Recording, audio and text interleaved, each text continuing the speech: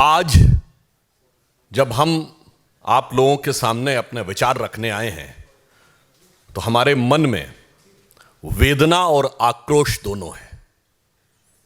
Both the pain and anguish with the party is feeling when we are addressing you. कारण यह है कि भारत में लोकतंत्र, न्याय व्यवस्था के प्रति अपमान और तिरस्कार की सभी सीमाएं विपक्षी दल लांघते जा रहे हैं। आम आदमी पार्टी, जिसका भ्रष्टाचार अब पूर्णतः स्थापित होता जा रहा है, वह जिस निम्नता तक जाती चली जा रही है, वो सिर्फ कष्ट देने वाला नहीं, आक्रोश देने वाला भी है। आप सभी को ने यदि ध्यान दिया हो, सीबीआई कोर्ट ने कल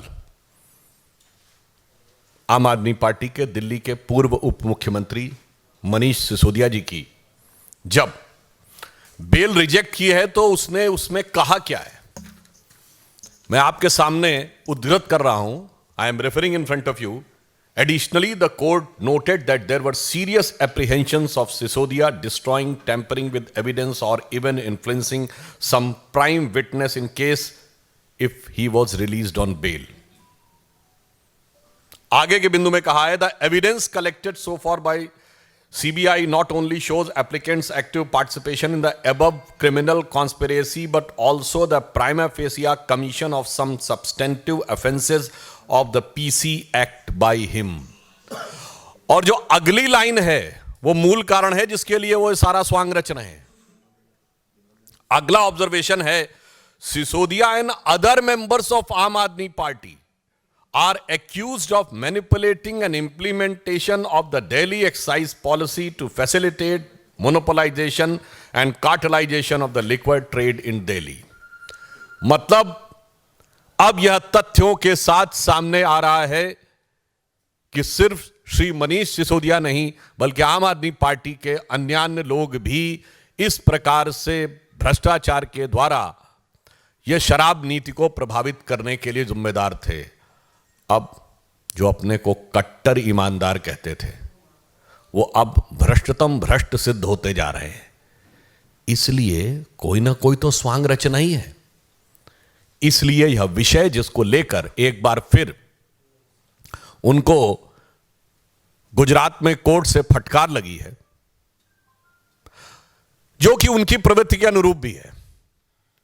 ये ऐसे व्यक्ति हैं जो एक नहीं अनेक बार कोर्ट के द्वारा डांट फटकार पा चुके हैं, माफी मांग चुके हैं।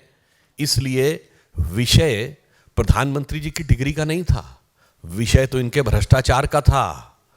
ये उसके ओट में उसे छुपाना चाहते थे और इसीलिए ये इस प्रकार का स्वांग रचना कि जो चीज पब्लिक डोमेन में है, जो चीज यूनिवर्सिटी की वेबसाइट पे है, उसे मांगने के लिए कोर्ट में जाना, तो ये सिर्फ कोर्ट का समय बर्बाद करना ही नहीं।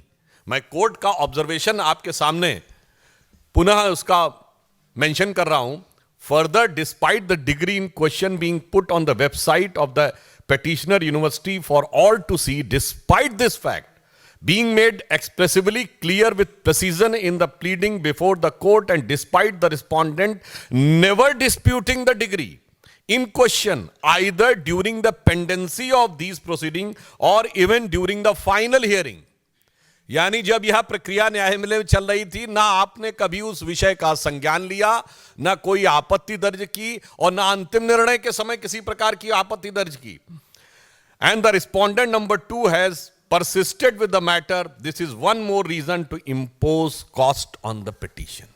इसका मतलब यह हो गया कि आपने सिर्फ और सिर्फ अदालत का वक्त जाया करने के लिए संवैधानिक उपकरणों को दुरुपयोग करने की दृष्टि से आपने काम किया।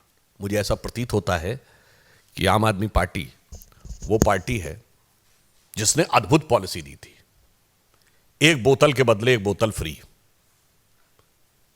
एक नॉर्मल कहावत में प्रयोग होता है ना कि फ्री की रेवड़ी पर यहां सबसे ज्यादा फ्री की रेवड़ी बेवड़ों को मिली थी, एक पौवे के बदले एक पौवा फ्री।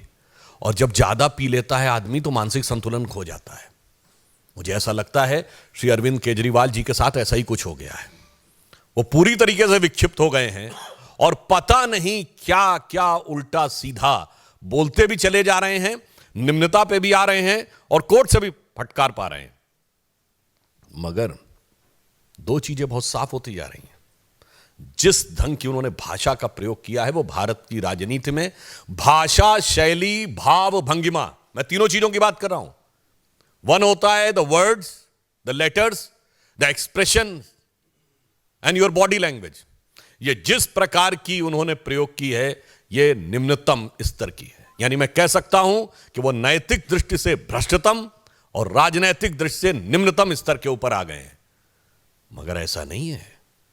पढ़ाई लिखाई की बात कर रहे हैं पर ये बहुत चतुर और सयाने हैं। ये बात इसलिए मैं कह सकता हूं, ये पढ़े हैं पर लिखे नहीं हैं। मतलब आप समझ रहे हैं, किसी फाइल पे साइन नहीं करते, लिखते कुछ नहीं, कोई भी भाग नहीं रखते। सत्येन जैन से साइन करवाएंगे, मनीष सिसोदिया साइन करेंगे, लिखेंगे नहीं, सिर्फ पढ़ेंगे। यह होती है चतुरता कि भ्रष्टाचार भी करवाएंगे, लिखेंगे नहीं, लिखवाएंगे दूसरे से ताकि निपटेगा दूसरा। इसीलिए मैं कह रहा हूं इनकी पढ़ाई लिखाई में बहुत सारी चीजें आपस में गुथी हुई हैं कि जो कभी लिखे नहीं, सिर्फ पढ़े की बात करे। इसीलिए तरह तरह के स्वांग रचना। और ये तो ऐसे व्यक्ति हैं जिन्होंने अपने गुरु अन्ना जी के बारे में ही कह दिया तो उन्हें बरगलाया गया है। ये गुरु नहीं है, गुरु घंटाल है। ये स्वांग रचने वाले हैं। इनको क्या क्या संज्ञा दी जाए, नटवर लाल है। क्यों? यह बात मैं विनम्रता से पर दृढ़ता से कहता हूं। कौन भूल सकता है कि वो पार्टी है जिसने खड़े होकर राजनीति में आने से पहले कहा था सारी संसद चोर है। ये वो पार्टी है जो टोपी लगा के आते थे कि मुझे चाहिए जन लोकपाल। कहां गई आज वो टोपी? जनता को पहना दी। चलिए, दिल्ली में कहते थे पूर्ण राज्य का दर्जा नहीं है, 1 साल हो गया पंजाब में। कहां है आपका वो जन लोकपाल? ये वो पार्टी है जिन्होंने गठन के अंदर सबसे जल्दी सत्ता में आए चंद महीनों में। मगर ये वो पार्टी है जिन्होंने कसम खाई थी।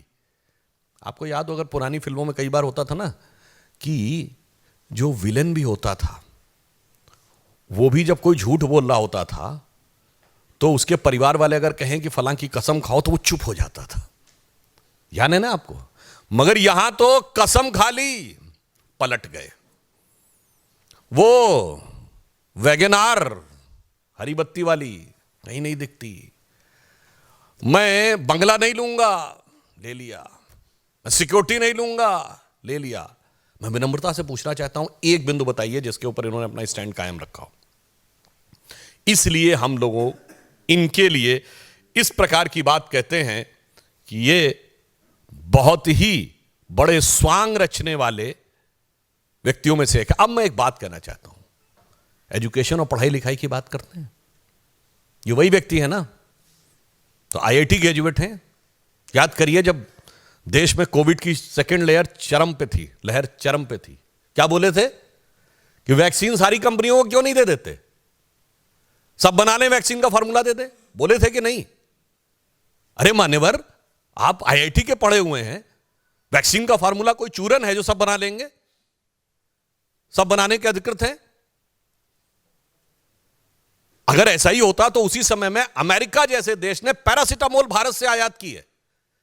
पैरासिटामोल जैसी फंडामेंटल तो वो आराम से मंगा सकते थे। ये होता है बरगलाना। ये वो पार्टी है जिसने अप्रैल 2021 में आकर, पढ़े लिखे होने की बात करते हैं ना, ये कहा कि बच्चों का वैक्सीन हमने विदेश भेज दिया, जबकि अप्रैल 2021 तक भारत तो क्या दुनिया में बच्चों का कोई वैक्सीन नहीं बना था। और किस मुद्दे के ऊपर? क्योंकि मेयर्स कॉन्फ्रेंस में चीफ मिनिस्टर के रूप में जाना चाहते थे। ऐसा नहीं है कि ये पढ़े लिखे हैं, जरूरत से ज्यादा पढ़े लिखे हैं। जिसे हम लोगों की तरफ एक कहा जाता है ना कि कुछ लोग ऐसे होते हैं ज्यादा पढ़ लिख जाएं तो वो प्रबुद्ध मूड हो जाते हैं। कहावत होती है ना, ज्यादा सयाना कौवा, आप अपने आप समझ सकते हैं। मैं किसी के प्रति शाब्दिक न लिया जाए, इसको मैं केवल इस दृष्टि से कह रहा हूं कि इसका अर्थ क्या है।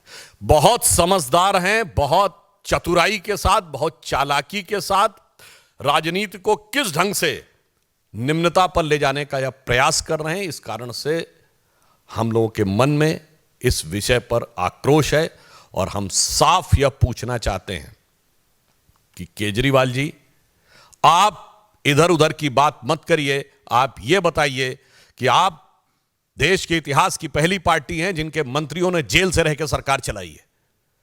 7 लोगों के मंत्रिमंडल में 2 लोग जेल में, और भिन्न भिन्न आरोपों में पिछले 8-10 वर्षों में कितने ही मंत्री इनके बर्खास्त हो जेल में जा चुके हैं। और उसके बाद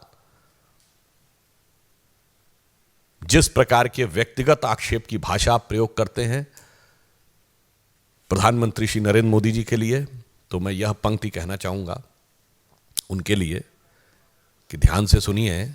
बहुत बड़बोले आप होंगे, मगर बड़बोलेपन से कुछ हासिल नहीं होने वाला।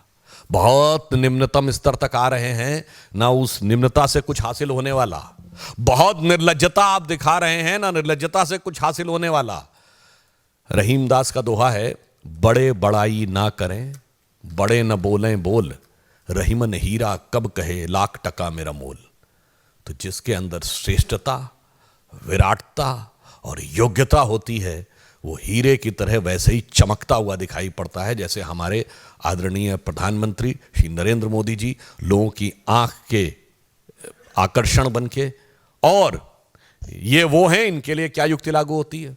संस्कृत का एक सुभाषित है, यस्य नास्ति स्वयं प्रज्ञा शास्त्रम तस्य करोति किम, लोचनाभ्याम विहीनस्य दर्पणम किम करिष्यति। इसका मतलब होता है, जो इन्होंने डिग्री की बात कही उसके ऊपर कहना चाहता हूं, जिसकी अपनी बुद्धि ना हो या बुद्धि कुंद हो गई हो, उसको कितना भी समझा दो समझ में नहीं आ सकता। वैसे ही जैसे जिसकी आंखें बंद हो या आंखें ना हो, कितना भी दर्पण दिखाइए उसे कुछ दिखाई नहीं पड़ सकता। तो केजरीवाल जी उस प्रकार के व्यक्ति हैं जो आंख बंद करके, जो देखते को ही देखना नहीं चाहते, तो उसे कुछ नहीं दिखाया जा सकता। क्योंकि अब इनके ऊपर, जहां से मैंने प्रारंभ किया था वहीं पे समाप्त करता हूं, जिस ढंग से तथ्यों के आधार के ऊपर भ्रष्टाचार उत्तरोत्तर साबित होता जा रहा है, मुझे लगता है कि उस कारण से वो दबाव और बिखराव की तरफ आगे बढ़ रहे हैं। शायद विक्षिप्त होने की स्थिति में है, अथवा वो भविष्य की किसी योजना के तहत जानबूझकर यह एक आधार बनाने का प्रयास कर रहे हैं।